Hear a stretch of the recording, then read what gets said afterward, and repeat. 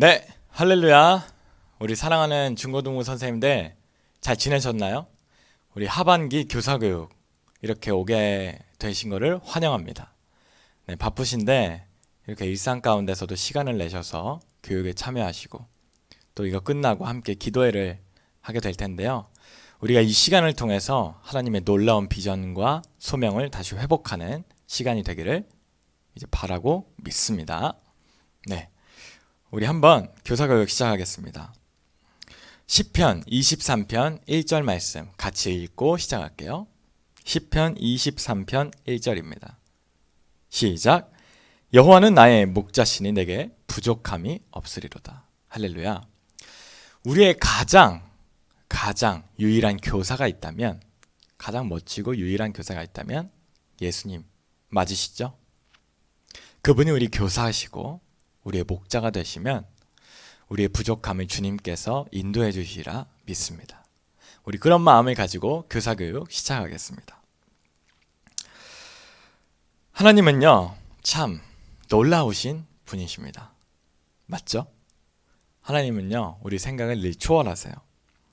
생각해보면 저와 여러분 모두 우리같이요, 연약하고 변덕스러운 사람을 택해 주셔서 이 중고등부 교사로 세우셨다는 게 얼마나 놀라운 일인가요? 그렇게 어리고 그렇게 신앙에 무지했고 하나님을 잘 알지 못했던 우리를 지금은 교사라는 직분에 세워주셨습니다. 우리가 그럼 한 번 더 생각해 볼 수 있습니다. 하나님이 우리를 세우셨듯이 우리 아이들은 훗날 어떻게 사용하시겠어요? 기대가 되시나요? 1960년대에요. 하버드 대학 로버트 로젠달 박사 등에 의해서 기대감에 관한 연구를 진행한 적이 있다고 합니다. 이 연구는 평범한 학생들을 가르치는 그 교사를 대상으로 한 연구래요. 연구팀은 교사들에게 학생들을 맡기면서 이렇게 이야기했다고 합니다. 이 학생들은 상위권 20% 안에 드는 학생들입니다. 특별한 보호를 해주시기 바랍니다. 여러분 특별하게 가르쳐 주셔야 돼요. 이 교사들이요, 다른 여러 반들도 있었어요. 특별하게 생각하고 가르치기 시작했습니다. 8개월이 지났고요. 다른 반과 비교했을 때 이 반은요, 어떻게 됐냐면요, 성적이 월등하게 좋아진 거예요.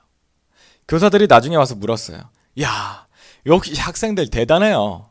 그랬더니 이 연구팀이 이야기해주는 내용입니다. 선생님들 사실요, 이 학생들은 다른 반과 비교해서 평범한 학생들입니다. 네? 사실 다 평범한 학생들인데요, 선생님들께 특별한 20% 안에 드는 상위권 학생이라고 이야기해 드린 거예요. 이 교사들에 대해서 연구를 진행하고 결과를 이렇게 발표했어요.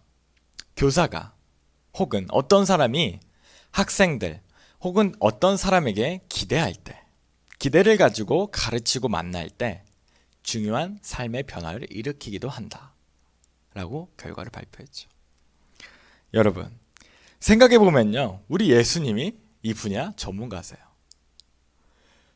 정말 아무것도 아니다 그리고 어부하던 제자들을 데리고 사도라 생각하며 3년간 데리고 가시며 가르치시던 우리 예수님, 3년이 지날 동안 십자가 지기 전, 그런데도 누가 더 높은 자리에 앉을 거냐고 싸우던 제자들을 향해서 너희는 세상과 같이 그래서는 안 된단다 다독이시던 우리 예수님, 자기를 팔아 넘길 제자 앞에서도요, 끝까지 발을 씻겨주시던 우리 예수님. 생각해보니까요, 진짜 우리 예수님보다 더 이렇게 기대해주시고 믿어주시고 사랑하던 교사가 어디 있겠어요? 이런 주님의 사랑을 받아 교사된 우리가 그러면 어떻게 해야겠습니까?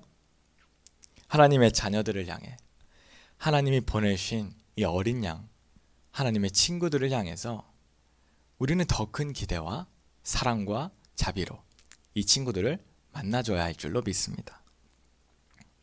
그러나요, 우리가 분명 사람이기에 우리 눈에 보이고 귀에 들리는 대로 친구들을 판단할 때가 많습니다. 우리 자신도 그렇고요. 나는 교사가 될 수 없어. 주님도 나를 기대하지 않으실 거야. 그럴 때도 있고요.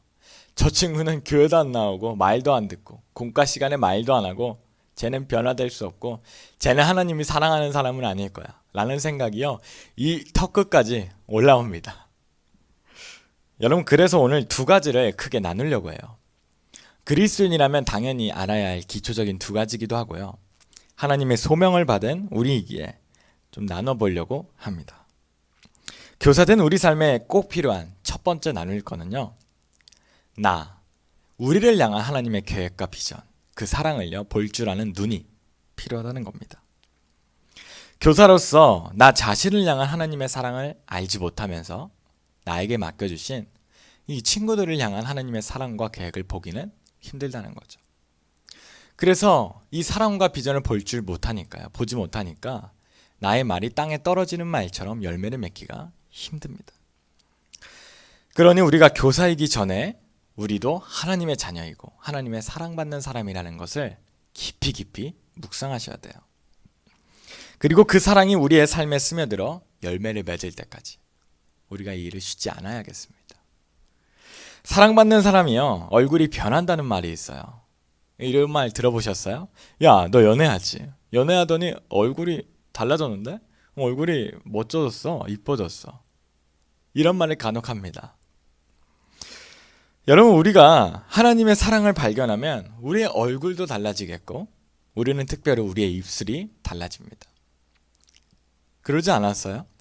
우리의 입술에 아름다운 말을 하게 되고요, 정말 불평 많고 악한 이 세상 속에서 하나님의 말을 꽃피워내는 사람들이 되죠. 사랑하는 우리 중고등부 선생님들, 우리는 무엇보다 우리가 무엇을 가르쳐야 하는지 그 내용보다요 더 중요한 것이 무엇인지 우리는 알고 있습니다. 우리가 멋지게 가르친 그 내용보다요 그 말 속에 더듬거리더라도, 나는 초보교사이고 나는 가르치는 자에 재능이 없어서 떠듬 가르치더라도요, 그 말 속에, 그 더듬거리는 말 속에 주님의 사랑 한 움큼이 담겨 있다는 것이 더 중요하다는 사실입니다. 근데 그게 그냥 될까요? 내가 더듬거리더라도 저 친구를 향한 진심으로 하나님의 사랑을 품고 저 친구를 향한 기도하는 마음을 품고 그 친구를 대한다는 게 그냥 될까요? 아니죠. 그래서 우리가 두 번째 나눌 것은요, 교사된 사람으로 이 모습이 필요합니다. 바로 매일매일 그리스도를 닮아가는 삶입니다. 우리는 습관을요 새롭게 해야 할 필요가 있어요. 신앙은 습관과 같기 때문입니다. 생각해보면 우리 신앙이 일주일에 한 번이 아님을 잘 알고 계시죠? 여호와가 나의 목자입니다 라는 거는 교회 올 때만, 교회로 인도하실 때만이 아니라 우리 매일매일 삶에 우리의 목자라는 고백입니다. 우리가 처음 교사가 돼서 어떤 청년분이 힘들어 했습니다. 한 번은 연락이 왔어요. 어떤 청년분이 처음 교사 되고 나서 매일매일 자기 반 아이들에게 연락하고 기도 카드까지 직접 적어서 보냈대요. 2달도 채 안 되어서 탈진이 온 거죠. 답도 없고 카톡을 해도 답도 없고 편지를 써도 감동이 없는 것 같고 지치기 시작한 겁니다. 그해 첫 교사가 되고 이제 저에게 전화가 왔는데 제가 긴장을 했어요. 저도 이제 초보인데 탈진을 했다니까 이거 어떻게 위로를 해드려야 하나. 그분 얘기입니다. 제가 매일매일 할 수 있을 것 같았는데, 이 친구들 위해 매일 기도하고 매일 연락할 줄 할 수 있을 것 같았는데 답장도 없고 반응도 없다 보니 제 마음이 식어가기 시작하네요. 사랑하는 교사 여러분, 우리의 신앙은요 매일입니다. 습관이에요. 그 교사분이 나중에 어떻게 됐냐면 연락을 그만두었습니다. 그만하기로 마음 먹은 것이지요. 너무 내가 오버했나 보다 처음부터 이런 생각을 했을지도 모르겠어요. 그리고 1년 뒤의 일인데요, 이제 목사님께 연락이 온 거예요. 야, 누구누구 전도사. 네네, 안녕하세요 목사님, 어쩐 일이세요? 아니, 어떤 친구가 교회를 찾아왔는데 누구누구 선생님이 있냐고 계속 물어보네. 네? 제가 놀랐습니다. 그분을 꼭 봐야 한대, 이 친구가. 학생들은요 자신의 매일의 삶을 주님의 이름으로 지지하고 응원하는 그 청년, 초보교사, 그 선생님의 문자 속에서 하나님을 만나고 있던 거죠. 하나님은 그 작은 교사의 기도를요, 들어주고 계셨던 거예요. 그게 1년 뒤에 우리가 알게 된 거예요. 그 학생은 여러 시간을 지나 복음을 전하고자 하는 소망을 품게 되었고, 하나님을 전하고 싶어서 기도를 받고 열심을 품고 하나님의 말씀을 배우기 시작했습니다. 제가 섬기던 교회에서 이게 일어났던 일이에요. 정말 사랑하는 우리 중고등부 선생님들, 사실 1년 뒤에 이런 일이 일어난 건 엄청 빠른 일일지도 모르겠습니다. 대다수의 친구들은요, 지금도 어떻게 되는지 연락을 잘 모르는 친구들도 사실 많이 있어요. 그런데 우리가 주님이 우리에게 품어주시듯 이 기대감과 소망을 품지 못한다면 우리 아이들을 향해서 어떻게 매일매일 기도할 수 있겠어요? 제가 처음 교회 왔을 때 기도하던 게 생각이 납니다.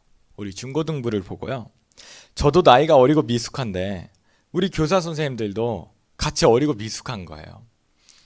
그래서 저희가 이제 얘기하는 거죠. 잘 오셨다고, 이제 배울 수 있겠다고. 제가 보고요, 이거 듣고 인간적으로 걱정이 되고 불안하기도 했습니다. 또 부담도 됐고요.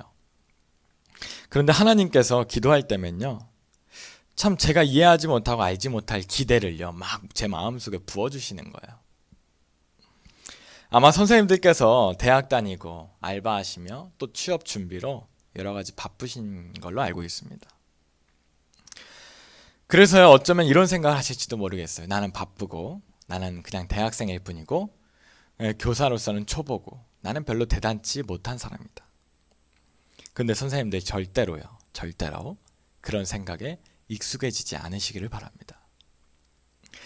여러분이 얼마나 대단하신 분들인지, 하나님이 보시기에 얼마나 소중하신 분들인지 아마 잘 모르실 것 같아요.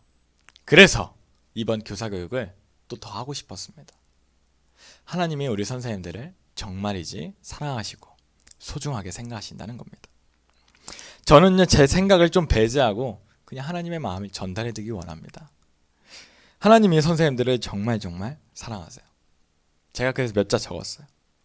우리 총무로 섬기시는 열정의 반주자 우리 하리 선생님, 취업과 교사를 병행하면서도 자신이 맡은 일에 충성하시는 우리 교환 선생님, 건축으로 밤새 실습하면서도 알바까지 하고 고3 한 영혼을 소중히 맡겨주신 대로 섬기시는 우리 동혁 선생님, 가깝다는 이유로 억지로 섬겨 가면서도 불평하지 않으시고 사랑의 향기를 전달해주는 우리 다은 선생님, 요즘 얼굴은 못 보지만요, 아이들을 정말 사랑으로 품어 기도해 주시는 우리 지연 선생님, 요즘 이사 가서 못 보지만 늘 그 하나님이 주신 착한 마음으로 교회를 섬기시던 우리 신현 선생님.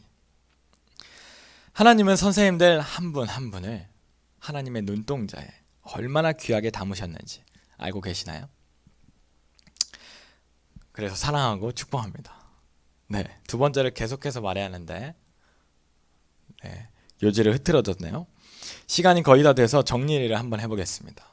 경건은요, 다른 말로 하면 습관인 겁니다. 내가 매일매일 하는 것이 신앙이고 나의 믿음이고 내가 의지하는 신입니다. 사도 바울은요, 에베소서 5장 18절에 그래서 이렇게 이야기하죠. 술 취하지 말라. 그리고 나서 성령으로 취하라. 성령으로 충만하라. 이것은요, 부탁이 아니고 조언도 아닙니다. 명령입니다.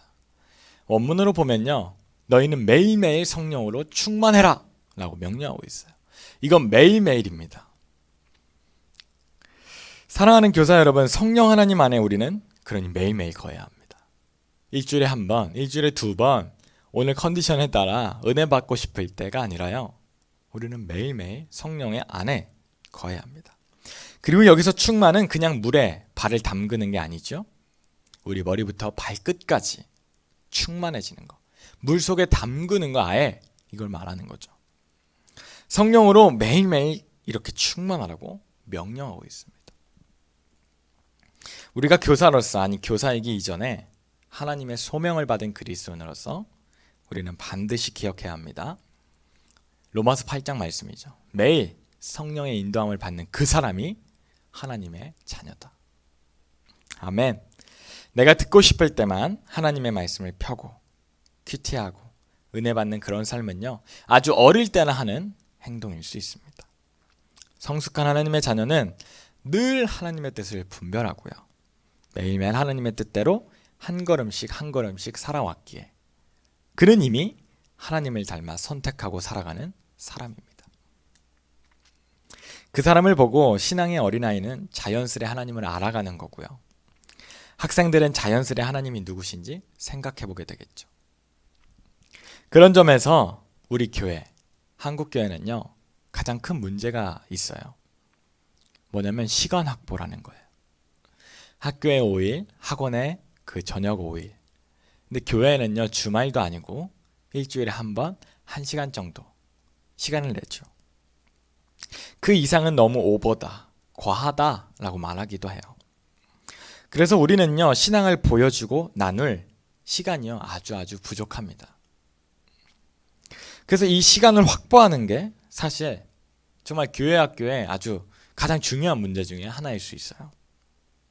그래서 우리는 예배 후에 공과로, 또 평일 신방 전화로 연락도 하고 기도한 후에도 마음을 다해서 또 기도하고 기도한 내용을 전달해 주기도 하는 거죠. 이런 서로서로의 교제 시간이 늘려가지 못한다면 우리가 아무리 우리의 신앙이 성령 안에 거한다 할지라도 아이들이 우리를 통해 하나님의 이 성령의 충만한 은혜를 경험해 가기가 쉽지 않다는 겁니다. 저도 아이를 키워보지 않았습니다. 그런데 바울이 하는 말을 기억해 볼 수 있습니다. 바울은 말해요. 여인의 해산하는 수고와 한 영혼을 키우는 수고가 같다. 이렇게 비교해서 말한 것처럼 한 영혼을 하나님 안에서 성장하도록 돕는 것은요, 어떻게 보면 얼마나 힘든 것인지, 얼마나 수고로운 것인지 우리가 생각해 봐야 돼요. 혹시 교사하다가 지치고 힘들고 한 영혼을 대하는 것, 이제는 그만하고 싶다라는 마음이 혹시 드신 교사분이 계신가요? 한번 생각해 보기 바랍니다. 한 영혼을 하나님 안에서 성장하도록 돕는 그 사명도 한 여인이 해산하는 수고와 같이 어려운 일이라는 것입니다. 내게 맡겨준 한 영혼이 다른 사람들이 볼 때 10명의 영혼, 그 영혼보다 작아 보인다 하면요, 그 생각을 던져버리세요.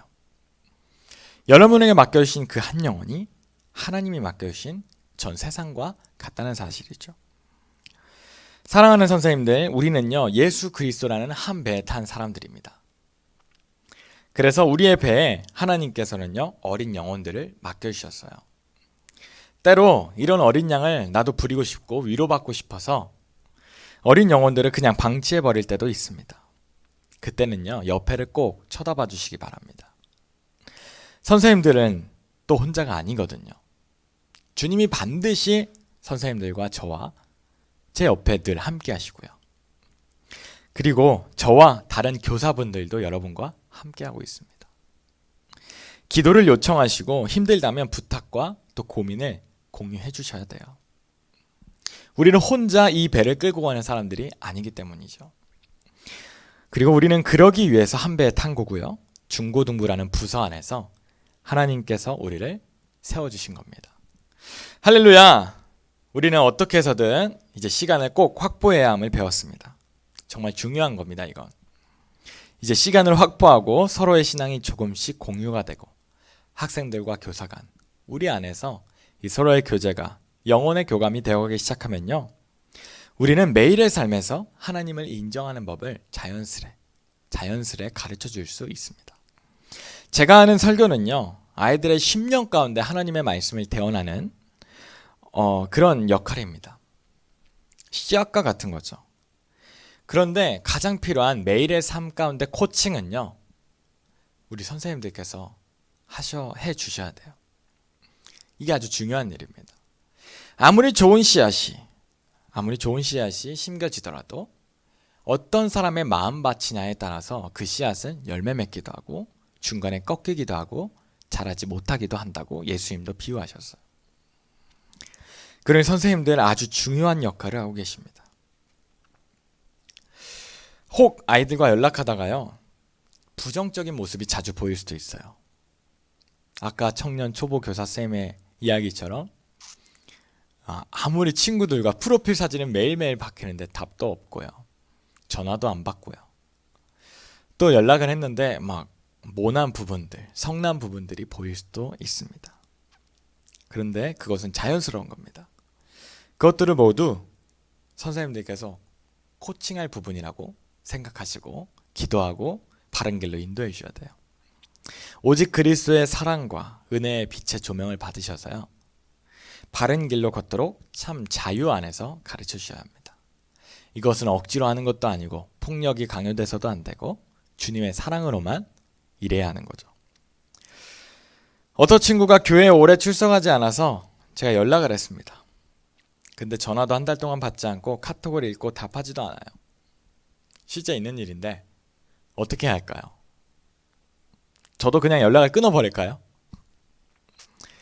교회학교 교사로서 베테랑은요, 오직 예수님 한 분이십니다. 우리가 매일매일 70년, 70살이 돼도요, 가장 베테랑은 예수님 한 분뿐이세요. 우리 그러니 앞에서 얘기했던 그 초보 선생님의 2달 동안 했던 그 열심을 기억하면서, 또 내가 교사로서 직분을 인정받을 때 그 초심을 기억하면서 그리스도 안에서 한 영혼을 품는 수고를 끝까지 함께 감당해 주시면 감사하겠습니다. 이제 교사 교육을 마치며 말을 정리하려고 하는데요, 무엇보다 우리는 우리 자신의 상태를 점검할 용기가 필요합니다. 혹은 내가 무엇이 부족한지, 무엇을 고쳐야 하는지 들을 수 있는 마음도 필요해요. 때로는 아플 수도 있고요, 상처를 도려내는데 시간이 오래 걸릴 수도 있습니다. 근데 괜찮아요. 왜냐고요? 교사는 완전한 사람이 아니고요, 오히려 주님 안에서 함께 배워가는 사람들이고 성장해가는 사람들이기 때문입니다. 그러면 우리는 학생에게 있어서 무언가를 계속 주입해서 가르치는 교사가 아니라 학생과 함께 성장하는 사람이라는 것을 기억하시기 바랍니다. 우리 교사는 오직 한 분이십니다. 예수님. 그러니 오늘 말씀을 가지고 살아가되 부족하다고 낙심할 필요가 없습니다. 그건 예수님이 좋아하지 않는 모습이세요. 히브리서 10장 38절 이하 말씀은 믿음으로 사는 삶은 하나님이 기뻐하시고 뒤로 후퇴하는 삶, 뒤로 뒷걸음질 치는 삶은 하나님이 기뻐하시지 않는다 라고 말합니다. 믿음으로 주님을 교사 삼도록 아이들과 함께 예수님을 닮아가는 모습을 그러니 천천히 하루하루 보여주시면 감사하겠습니다. 완전하고 멋진 교사가 되려 하지 말고 오직 완전하고 멋진 유일한 교사이신 예수님을 본받고자 함께 걸어가 주시는 우리 선생님이 되어주시기를 주님의 이름으로 축복하고 응원합니다. 할렐루야. 그럼 우리 이따가 8시에 토요일 저녁 8시 교사 기도회에서 뵙겠습니다. 감사합니다.